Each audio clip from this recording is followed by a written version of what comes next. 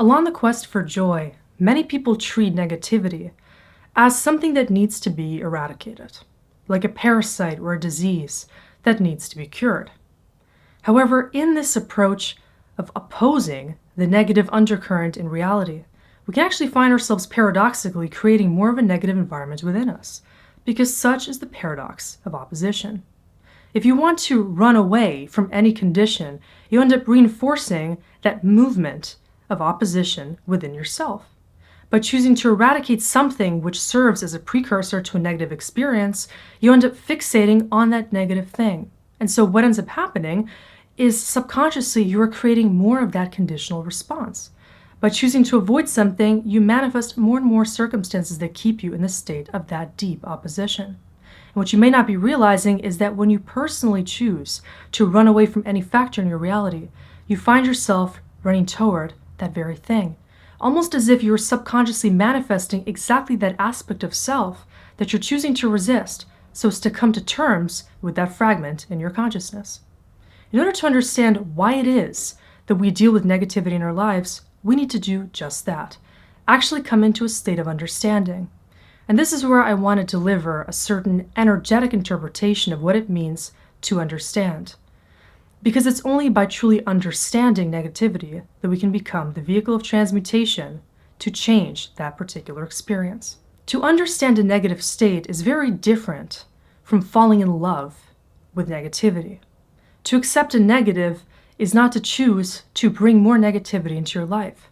What many people fear doing is understanding their negativity because they think that that is going to allow it to keep happening. But actually, the interesting part is that by denying negativity, we're providing ourselves the permission to keep experiencing it. Because the state of denial just tells you that you have not understood the lesson. And what negativity is allowing for is the experience of you understanding why you are attracting polarities so that you can experience the art of integration. So to understand something, imagine you need to become an observer of a given situation. I want you to think about some kind of a negative aspect in your reality. Something that is difficult to forgive, come to terms with, or fully love. If there's something that you are vehemently opposing, then that thing within your field you think is most likely an adverse factor. It's something that you don't want to be dealing with. It's something maybe you can't even imagine manifesting. However, let's just assume that that particular variable in your life is important. Its significance is found if you choose to explore the meaning that fully ascertaining that experience provides. So if there's something negative you're dealing with that you're trying to not understand, you're not allowing yourself to learn the deeper reason why that negative factor arose. And because of that resistance, the negativity actually feels as negative as it is. The interesting thing is that negativity is actually a purely subjective factor. What's negative for one person is going to be positive for another. What seems like bad luck for somebody else is going to be a precursor to fortune. If we learn to see negative factors as actually reflections of parts of us that want to be understood, we can come to deeper terms with why we are creating these negative factors in our lives. Because these negative feelings that arise are just refractions of our own consciousness that we end up feeling through external experiences, allowing us to more deeply understand ourselves. And so consider now that if you have to observe your reality and everything that you find negative, from some external perspective, you might see that that negative factor doesn't actually need to be perceived negatively. Any negative factor is something that you haven't fully ascertained as potentially positive. Because on the flip side of all negativity is growth. It's some deeper ability for you to understand why it is that that factor exists in the first place. And very often, even on the global scene, when people are opposing, when they're resisting, when they're fighting against what is, they are not seeing that there is inherent choice present, that there's an ability to push off of a negative and to create a positive. To reform the way that we deal with negatives is the way that we effectively create a positive experience. Very often, the underlying cause of negative patterns in our lives is some unresolved childhood experience. As the case may be, it could be that when you experience negativity for the first time, your way of coping with it actually transpired more of the same kinds of negative experiences. You might even think about, in retrospect, If you've been having certain same negative patterns or negative people or negative things happen to you, then there's a part of you that is already accustomed to that negativity. Maybe you're used to dealing with negative things in the same negative way, leading to negative coping mechanisms, such as depression, such as medicating or soothing the issue with either antidepressants or alcohol, substances, sex, or anything else that you might be inserting into that negative experience to create a more positive response. However, I want you to realize that if there's anything that you do which isn't actually a healthy response to a negative situation, you are actually perpetuating that negativity. Because again, if you're not coming to understand why the situation feels negative to you, you are just reinforcing that negativity within yourself. By choosing to see that negative factors happen to you as a way of an external punishment manifesting in your field, trapping you in a negative state, you're not seeing that potentially an aspect of you is actually creating that experience altogether. And so think about how drastically this entire perspective shifts as soon as we start to see ourselves as the source of the experience. So let's say that the real reason why you're still dealing with certain negative situations and experiences is because a part of you is still frozen in your early childhood, not being able to come to terms with an experience that felt negative at the time. If you felt trapped by some experience in which you felt like a victim, you lacked choice, you lacked free will, and you did not know that there was a way to positively cope with the situation at hand, you might be imprisoning yourself in that distortion of limited choice. You may not even realize that there is a different way to deal with a given situation because you might have been conditioned to perceive it in a particular way. Maybe you're afraid of fully embracing yourself. Maybe you're afraid of escaping the negative coping mechanism because you don't realize that you actually have the power to live, think, and act differently.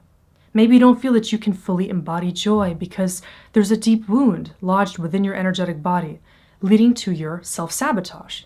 Maybe there's something that is trapping you in a feeling of martyrdom or a condition in which you feel you need to suffer because negative situations just keep happening in some kind of a recurring loop in your life. I want you to consider your relationship with negativity. How does it manifest in your life? Are you used to negativity to the point that you believe you're a victim? Are you annoyed by negativity because you think it is some external factor that happens to you without your control? Or is it something that you believe happens just by chance? And maybe negative factors are something you're used to dealing with, but you want to learn how to master them more skillfully. The only way to understand how negativity impacts you is by really leaning into your emotional response. In any situation that feels negative, think about the immediate reaction. Do you get angry? Do you get sad? Do you experience emotional constriction or an expansion that wants to come through in some kind of a rage or anger? Do you want to shift the blame onto others and find reasons to finger point at individuals or situations that are the cause of your negativity? Or do you choose to entirely blame yourself and self-sabotage or self-harm in different ways because you can't see that you have a choice to transcend that suffering? Your response to negativity reveals a whole lot about how it is that you manifest those experiences in the first place, because only your emotional reaction has the power to illuminate how it is that you deal with the real trigger. And that trigger is actually an aspect of you that is seeking more inclusivity through the integration with the inside to the out. From a third-party perspective, if you were to really zoom out on any given situation or your life at large and look at all the negative versus all the positive factors, you would see a spectrum of choice for your emotional expression. The way that you side with one or the other polarity reveals who you are, what you like, and what you are able to accommodate as a part of your experience. There are people that have very little in their lives, but they don't find any reason to complain because that lesser standard for them creates actually a more positive experience. Meanwhile, there are people that are very spoiled, have a lot, have an ungrateful approach, and are very negative in spite of all that they have. Why is this? This proves that our ability to side with positives or negatives is fully conditioned. The way that we can look at a negative and perceive either an opportunity for growth or a reason for perceived helplessness and victimhood reveals how powerful we really are within our own spirit. Whether we have the dimension of feeling within us activated that allows us to transmute negatives and to find the deeper reason for them. Now, I want to stress that there is this emphasis in the spiritual field that we often see, which is to immediately transcend negatives so as to not even understand the real reason for them. There's a lot of spiritual bypassing that goes on, wherein people will want to completely disown their feelings. If a negative arises, they might want to completely reduce the severity of that emotion by just looking past it. Those who engage in spiritual bypassing may find ways to creatively sabotage the need to integrate and to find true inner healing. Because by transcending any negative emotion, what we may find ourselves doing is creating an entirely false reality. This is perhaps the most dangerous way of coping with a negative reality, because a false reality can become so severe that we trap ourselves into an alternate universe in which the self is convinced that it is happy. However, that self is not true in nature. That is not the essence that is experiencing true joy, but rather the false persona experiencing a conditional kind of happiness to relieve its sense of emptiness. Now, if we're dealing with this kind of deep split within the self, leading to complete escapism of negativity and entire inclusivity of the false state of happiness, then what's actually happening is a lost self. So many people in this day and age are escaping their true selves. They're not finding it important to really think about what they're uncomfortable with, what is negative, in their own perspective, meaning what needs to be transmuted for them to experience true joy. Because the real heart of this matter is the understanding of what makes us happy, authentically, genuinely, versus what brings us a feeling of dissatisfaction. This kind of dissatisfaction can be assessed as you understanding when you are authentic. If you are responding negatively to some experience, some person, or some situation, you will learn how to authentically shift gears and stop doing that particular thing or stop engaging with a particular person that evokes that negative response in you. This form of negativity is natural feedback. It's a tool that we can use in order to discern different situations and factors that elicit genuine feelings of joy and alignment within us versus those that make us feel uncomfortable, because perhaps there's no way to find resonance with those variables in our environment. However, when we are unaware of our true feelings, when we don't know how to discern between genuine joy and negativity, we're going to find ourselves just becoming a match to false factors, providing a false sense of satisfaction. Meanwhile, feeling true deep resentment, negativity, and avoidance within us, which is not allowing us to manifest a genuine condition of joy. So many people are experiencing this kind of a reality in which they become so deeply split within themselves and lose a grasp on their true self, to the point that they then start to attack external variables, creating their misery. Blaming partners, blaming people, blaming the entire world or the universe even for creating their negativity. Meanwhile, what has really happened is they've disowned their own ability to find joy, to create their own joy within themselves by becoming a generator of more authentic experiences. We can't actually ascertain what it means to become happy unless we know ourselves, until we are willing to bravely tap into the inner world and understand what it means for us to be fully present with the qualities of our inner world. And negativity will always find a way to creep into our lives unless we understand how we are creating it out of a sense of potentially being dissatisfied with who we are at our core. Now, there's a whole other dimension of negative feelings that can come as a result of external factors coming into our reality to challenge us, to test our inner resolve, to bring us a feeling of being able to resolve a certain lesson when it is actually up to us. And it's these factors that we need to really hone into, especially in 2024. There are many things that people find a desire to resist outside of them, worldly factors, regional factors, societal factors. But when we resist these kinds of factors, we only find ourselves existing in more negative emotions, more fear, more anger, more unsatisfaction with the entire state of reality. And none of these conditions are going to allow us to experience personal alignment. If I told you your job is for the rest of your life to find a way to both allow negative experiences to happen outside of you and to find a way to maintain emotional neutrality within yourself, would you be able to do it? Would you be able to allow negatives to exist and coexist with you and even transcend through your inner world and out in order for you to come to terms with the state of reality? Because if the point of a feeling is to evoke deeper emotional understanding of our relationship with the world, then the only way to understand negatives is to actually see the purpose in the complexity of this earthly experience. The reason why we deal with negatives is to understand what can be transformed to make this world a better place, what needs to be understood about the shadow of the collective consciousness, which might be collective ignorance, collective egotism, collective narcissism, the inability for us to truly love ourselves and others, which might be stemming from a condition that is still existent within you and I. The reason why we need to come to terms with negativity is to understand what can we do as individuals to uplift ourselves. And through raising our frequency, we can slowly start to permeate this same inclusive response throughout the collective.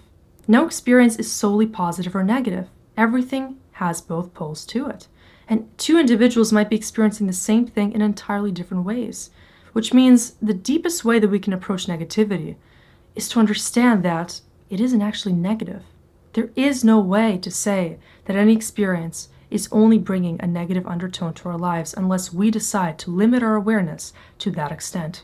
Our souls all chose to test us through a range of trying positive and negative experiences, to elicit within us reactions across the spectrum of our consciousness, because we're capable of experiencing all of those colors and textures in our reality. And only by understanding, ultimately, how do we respond to the world through a balanced response, can we understand how to create more positives even from the negative factors, because ultimately it is up to us. Every negative is like a little fractal of consciousness itself, allowing you to see one angle, one undertone that can be rebalanced through a counter effect that is located within your own field. And so see that within every negative is a deeper story to be unlocked. And inquire, open that door, curiously look in the eyes of all negativity and ask it, what is it wanting from you to understand its presence more deeply? And that is the way that you will find the peace in your heart to transcend.